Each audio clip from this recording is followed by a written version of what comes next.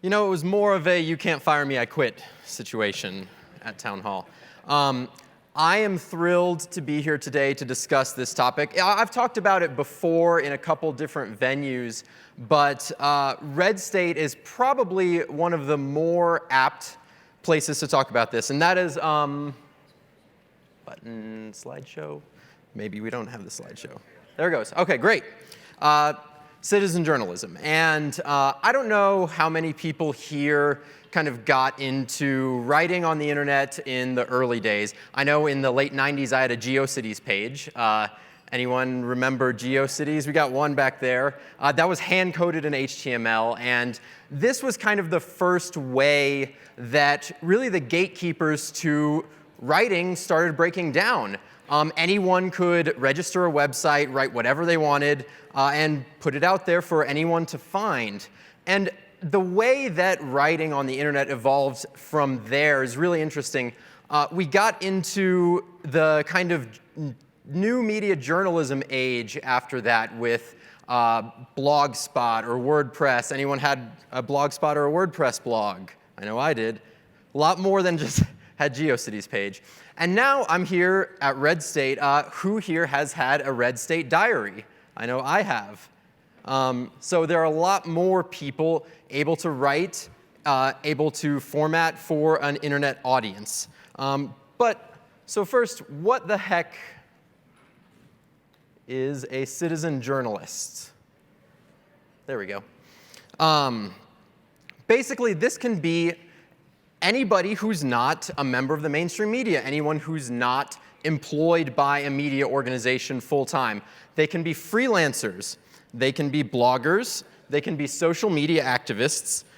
They can be self-publishers. You know, anyone can write a book now and have it out on Amazon. It's amazing. But the real nut of what we talk about when we talk about citizen journalists are what I like to call public-minded activists who are merely interested in the truth. So what we want to talk about with that is someone who sees a story, maybe being written by the mainstream media, and says to themselves, that story's not really being told the right way. It's not being told with the perspective that we need to tell it with. So it can be anyone really with a keyboard, with a platform, and the know-how to make and break news. There we go. A little delay on the slideshow.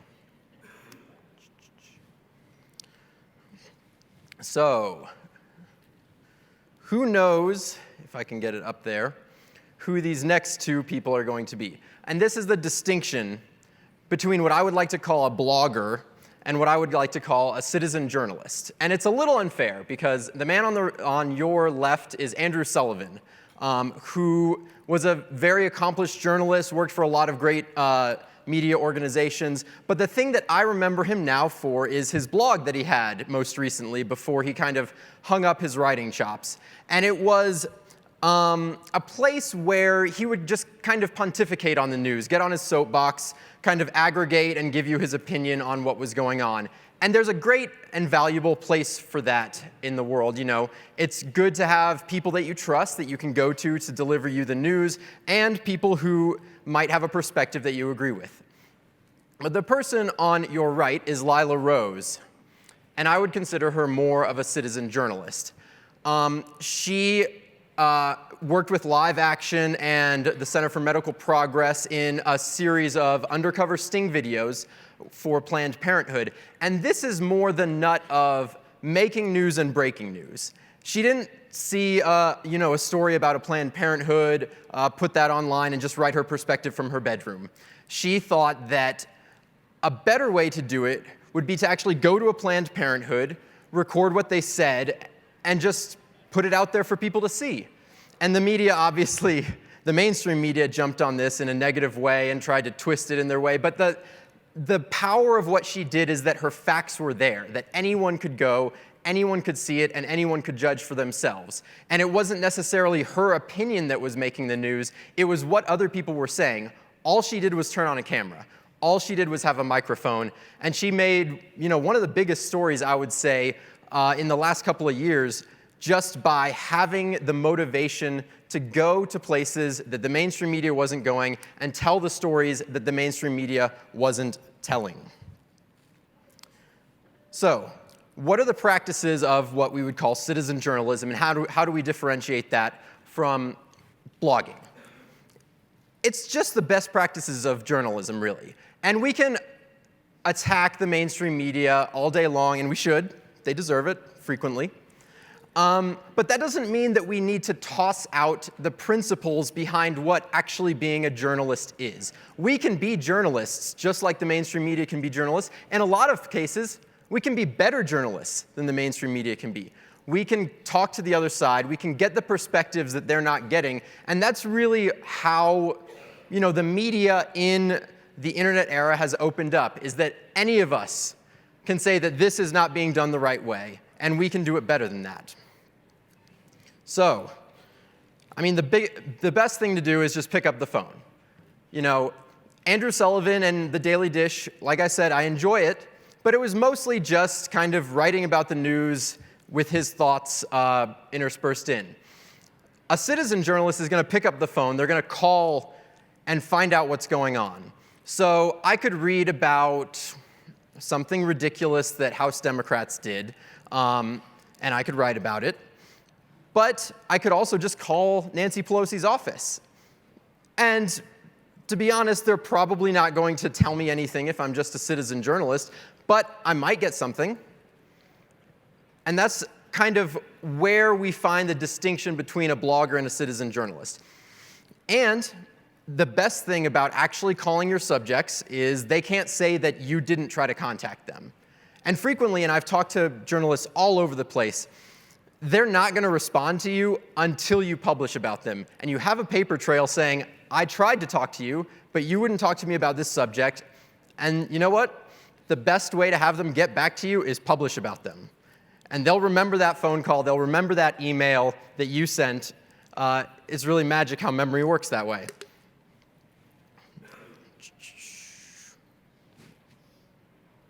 Get the testimony of the other side. That's a huge one here.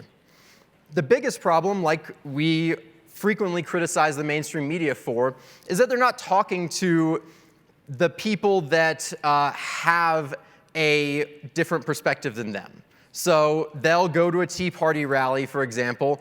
They'll write about some horrible things that they think people said, but they won't actually talk to the leaders. They won't talk to the grassroots activists. Because a lot of the times, they're interested in telling their side of the story and not both sides. And just because the mainstream media does that doesn't mean that we have to do that too. The best thing for us to do is actually talk to the other people on the other side. We can tell both sides of the story when the mainstream media isn't going to. And the last thing on citizen journalism is that the news speaks for itself. A blogger, their big thing that they're going to say is that their opinion is what matters. Their opinion is the center of the story. For citizen journalists, and for all journalists really, the news itself is what matters. What doesn't matter, what Lila Rose thinks about Planned Parenthood and abortion doesn't matter. What matters is her videos, her audio, what came into the news and what allowed people to make those judgments themselves.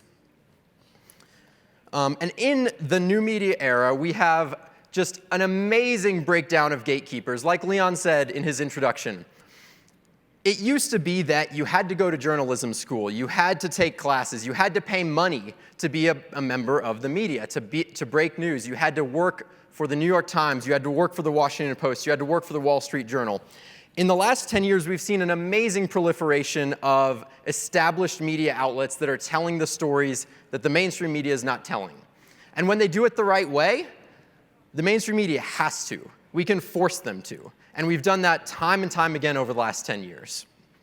And this is just, an example of a couple of the media organizations that are doing this on the conservative side. We've actually seen it on the liberal side, too. We see Salon, we see Talking Points Memo. There are a lot of structures that they've built as well. I would argue they're a little less successful because the mainstream media is already kind of on their side. So we have a larger proliferation and a bigger audience to talk to. So, some successes of citizen journalism. This is the most famous one, and this kind of kicked off the new media era. Scott Johnson and the Powerline blog were able to see something, again, that a story that the mainstream media was telling, and they said they're not telling that truthfully. They're telling it with their biased perspective, and they're missing a lot of this story. And that was the National Guard memos with President Bush. It takes a little bit of expertise, and that's what's important about the democratization of media, is that because every single person in this room has something to offer, they can use their special skills. And Scott Johnson said, I've seen documents from the 1970s. I know how Microsoft Word works. These documents that CBS is presenting, they don't look right. And he did the hard work of actually identifying the discrepancies. He was able to force the mainstream media to tell the truth, to come clean, to reveal that their sources weren't correct, and that George W. Bush's the deferment memos that they supposedly obtained were not truthful. This is, again, another huge success for new media and for citizen journalism. The Planned Parenthood videos, obviously, they've come from a whole lot of different sources. I use Lila Rose as one of the examples of this, but the Center for Medical Progress did great work here, and Live Action. And again, it's not about what those people think of abortion or of Planned Parenthood. It's what Planned Parenthood is actually telling people who come in to talk to them. And that's the story there. And finally, Red State's own Leon Wolf. And this is another really good example of how every single person in this room can make or break news. When the Obama Department of Justice released their report on policing practices in Ferguson, Missouri, it's a massive report, 300, 400 pages. Hardly anyone read it, and certainly not very many conservatives read it. Leon Wolf did.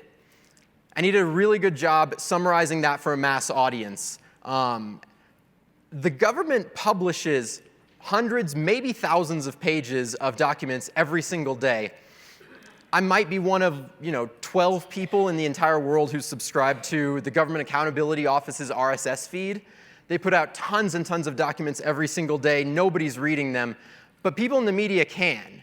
So something that may look like a dry, boring report on Medicaid from the Government Accountability Office could have a couple bombshells in there, could have really important information that's available and would make a difference to people who read it.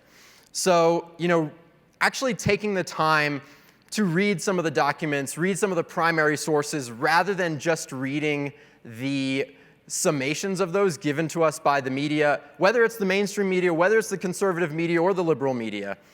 Just reading the primary sources can go a long way in being able to find, they left this out, they left that out. The mainstream media skimmed over this part of this report that actually seems like the most important topic here. So, lessons from the other side. Does anybody know who these two people are? It's DeRay McKesson and Janetta Elzy, and they're some of the largest activists in the Black Lives Matter movement.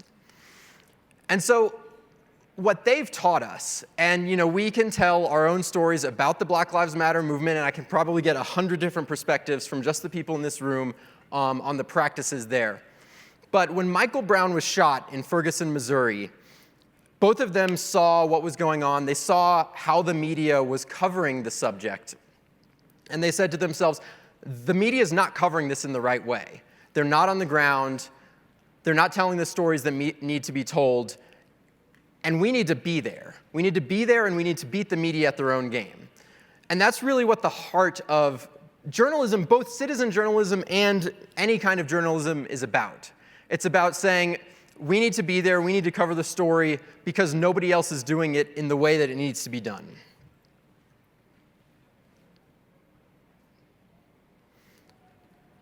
And this quote from DeRay McKesson really gets to the heart of it.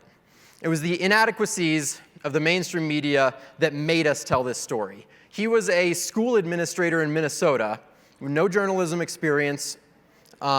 He worked for Teach for America, I believe, and he put everything down and said, I just need to get in a car and I need to go tell this story. And that's what's at the heart of citizen journalism. You don't need experience. You don't need, a journalism school degree. You just need the motivation to be there and to tell the story. So, to sum up, really emphasize the journalist part of citizen journalist, and that's what differentiates it from your average, everyday, to be derogatory, pajamas-wearing, basement-dwelling blogger. The internet is your friend, both for sourcing, for writing, for finding a platform, for emailing your subjects, because I always prefer email over a phone call. It leaves a paper trail. They can't try to say that you didn't try to contact them. Because talking to your subjects of every story is incredibly key here.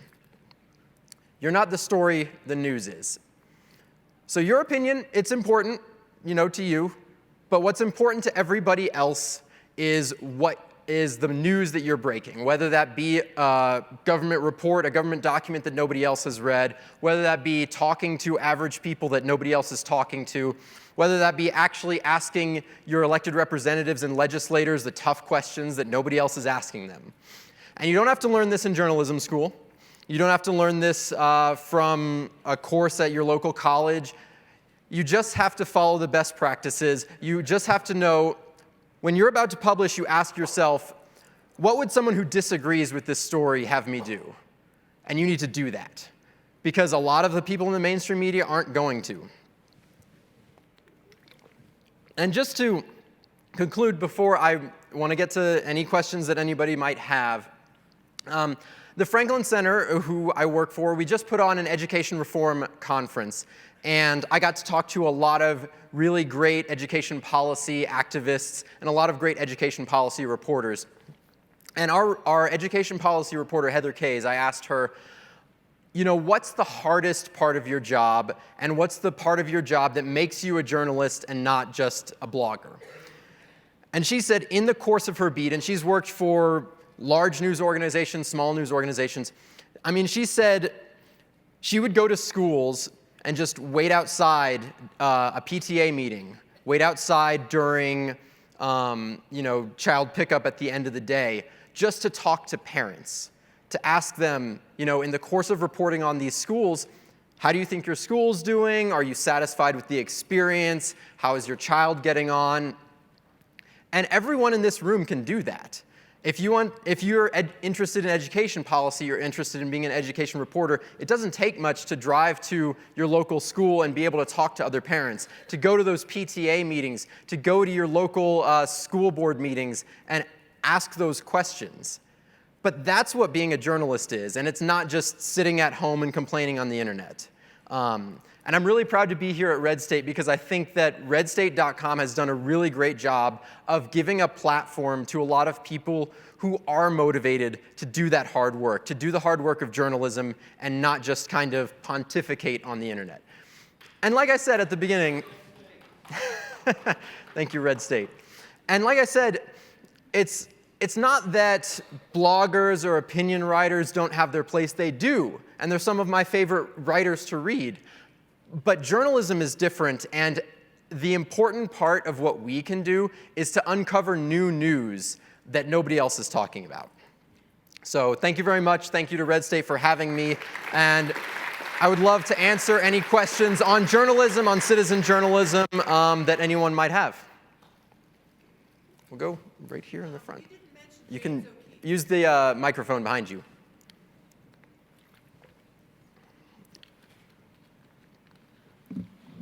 Testing, 1, 2, 3.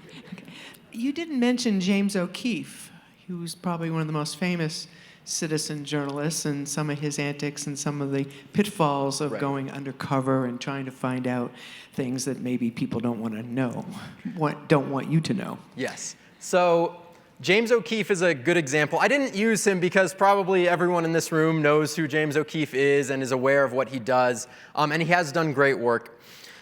One of the things that you do need to know about when you are being a journalist is some of the laws around disclosure in your state, and they vary state to state. So, You don't need to go to journalism school to learn this, but you do need to find out what those laws are. So, in some states, it's legal to record one side of a conversation without the other person knowing. In some states, that's not legal.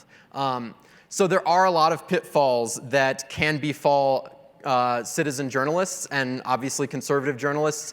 James O'Keefe has done a lot of really great work undercover, and he obviously did the Acorn expose, which was fantastic. But there are pitfalls, and you do need to know what they are.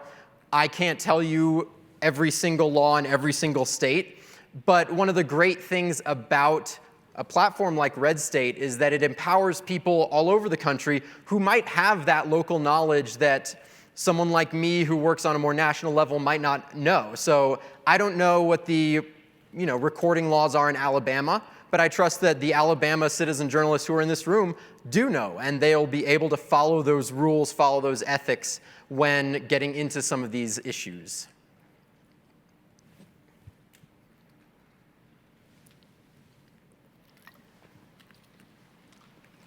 I kind of feel like one of the biggest setbacks for someone who might want to look into citizen journalism would be just getting their message out there. If I can only affect my sphere of influence, that might be just my neighbors, my Facebook friends, my family. How do we get our message out there when we have such a limited sphere?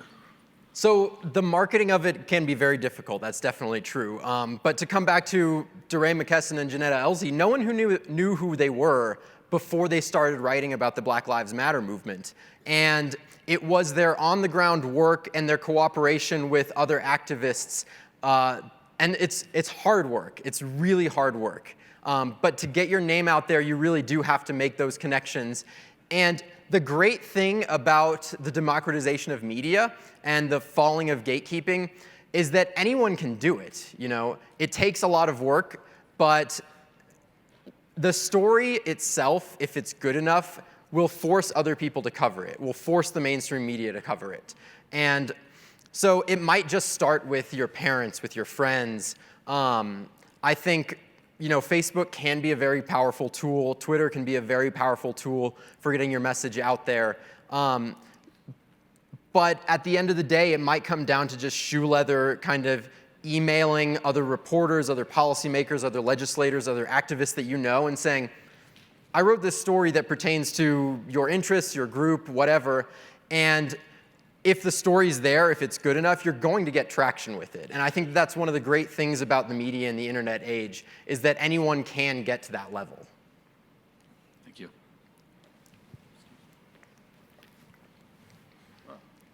I can probably help answer that question. Not everybody's 6'4". So my name's Michael Casiopo. I live in near Vail, Colorado. And I actually have a journalism degree from the University of Kansas in Lawrence. I'm probably the only conservative that ever graduated from the University of Kansas Journalism School. But this is one way to do it. I got angry years ago with I was in the audiovisual business for 20 years, and I didn't like what my newspaper was doing. I was a columnist, and they chose not to run my column because the editor's wife was being paid to run a bond issue for the school district. And I had 12 reasons why not to support that bond issue. So here's some headlines. Local Democrat Party leader misleads liberal online reporter. Translation, they lied. Now, you gotta go after your own party when they're wrong. Local Republican Party's shady tactics help the board retain power. Here's a good one for the local GOP. Local GOP objects to unbalanced debates. Why should we have two Democrats leading our debates against the Democrat? Here's a good one for the Democrats. DA did something good. Did 3 local governments violate open meeting laws? And somebody wanted to recall the Avon Town Council, and the opinion was they didn't deserve that, even though they're mostly liberals. So what I'm suggesting to you is that, and to the audience, you can print these for about $1,000 for 10,000 12-page papers. And then you've got to distribute them. You get them on a website.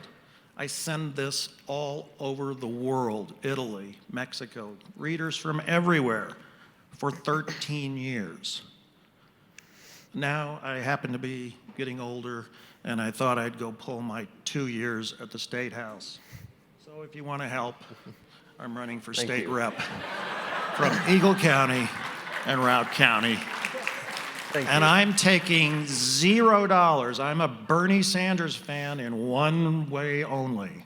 No lobbyist money, no PAC money, no special interest group money. So there's a way to get your message out, obviously. I would say you can probably publish online for a lot less than $1,000 even. Right. There is a certain cachet to a tangible printed document, but not everyone has access to that. And I would suggest, having a Red State diary is a really great way for other people to find your content, because the editors at Red State, they do a really good job of promoting some of the best reporting and writing on the site. Sure thing, Mike. One more question. Yeah, I'm going to date myself, but I go back to the time when you put on a suit to fly in a commercial airline, and there's an individual out there in the hallway who's carrying a CNN microphone who I would not talk to just because the man looks like he came in off the street. I mean, how much disrespect does the media have to show us when they have their cameraman wearing shorts and a T-shirt running around here trying to ask us questions? That's crazy. I wouldn't talk to them. I wouldn't go so far as to denigrate the dress of, the AV people who work for CNN. But obviously, I would say a large part of getting access and getting to the people that you want to get to is being a professional. And that doesn't necessarily mean wearing a suit everywhere, but it does mean abiding by a certain code of conduct, abiding by a certain code of ethics. If a source doesn't give you what you want, you don't yell at them over the phone, you kindly thank them and hang up. And maybe, we denigrate, and I've talked about bloggers throughout this, and they're kind of denigrated as pajama-wearing, basement-dwelling people. And I would say to a certain extent, dressing like a professional can help. It's not necessarily the be-all or end-all, and I think CNN does good work. They do some bad work, but they do some good work, so I won't comment on the cameraman that I don't think I've seen outside. It's a matter of respect. Right. It's a matter of it's both respecting your audience and respecting your sources. So you want to be a professional, you want to act like a professional, you don't want to just kind of rant and yell at the people that you're trying to get access to. Being a professional applies in every industry, and it applies no less in journalism. So I would recommend that abiding by certain codes of conduct can definitely open doors for you. Thank you very much. I think that's all the time that I have for you. And thank you to Red State for having me.